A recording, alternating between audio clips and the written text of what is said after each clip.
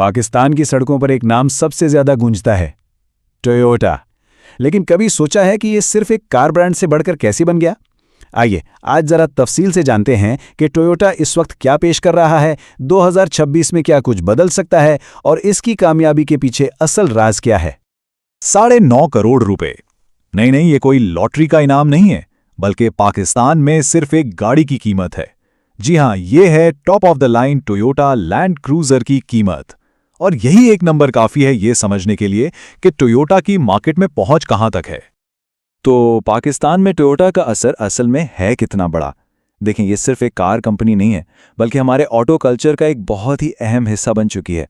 इसके पैमाने को समझने के लिए चलें एक और नंबर पर नजर डालते हैं।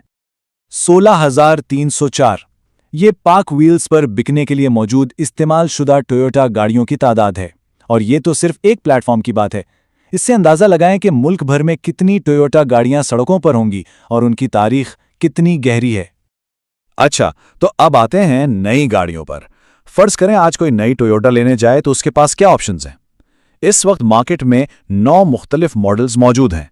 आइए इन्हें कीमत के लिहाज से एक एक करके देखते हैं। शुरुआत होती है रोजमर्रा इस्तेमाल की गाड़ियों से। यारिस सेडान एक बेहतरीन एंट्री पॉइंट है जो तकरीबन 46 लाख से शुरू होती है। फिर आती है सबकी जानी पहचानी पाकिस्तान की धड़कन टोयोटा करोला। और अगर किसी को क्रॉसओवर का शौक है तो करोला क्रॉस का ऑप्शन भी मौजूद है। अब जैसे जैसे कीमत बढ़ती है तो मैदान में उतरती हैं हाइलक्स और हायस जैसी गाड़ियां, जो अपने काम और ताकत के लिए जानी जाती हैं। यहां से शुरू होता है प्रीमियम एसयूवीज का सफर, जिसमें फॉर्च्यूनर, प्राडो और सबसे ऊपर लैंड क्रूजर शामिल हैं। तो देखें, एक तरफ है यारिस, एक ऐसी फैमिली सेडान जो बहुतों की पहुंच में है, और दूसरी तरफ खड़ी है लैंड क्रूजर, एक अल्टीमेट लग्जरी एसयूवी। यही तो है टोयोटा की कमाल की रेंज, जो पाकिस्तान में बहुत कम ब्रांड्स दे पाते हैं। अच्छा, पूरी लाइनअप तो देख ली। अब जरा बात करते हैं उन गाड़ियों की जिन्होंने वाकई पाकिस्तानी ड्राइवरों के दिल जीते हैं। ये वो गाड़ियां हैं जो सबसे ज्यादा पसंद की जाती हैं।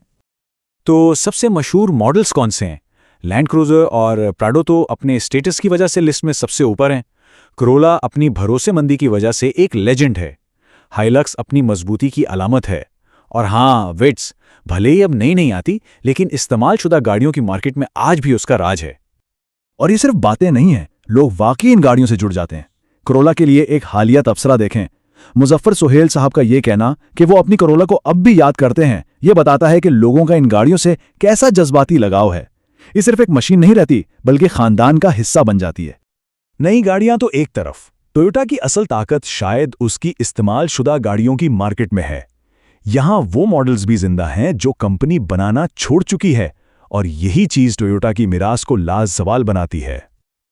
और यहां मौजूद आदाद व शुमार वाकई हैरान कर देने वाले हैं। सोचें, एक तरफ कोई सिर्फ 1,80,000 में करोला का मालिक बन सकता है, और दूसरी तरफ एक इस्तेमालशुदा लैंड क्रूजर 9 करोड़ तक में बिकती है।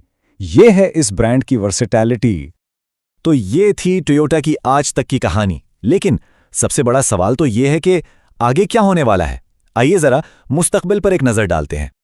तो खबर यह आ रही है कि टोयोटा 2026 के लिए एक नया व्हीकल रोड मैप बना रहा है। इसका मतलब क्या हो सकता है? सीधा सीधा मतलब है तब्दीली आ रही है। हो सकता है नए मॉडल्स आएं, या मौजूदा लाइनअप में बड़ी तब्दीलियां हों, या शायद कोई नई टेक्नोलॉजी मुतारिफ करवाई जाए।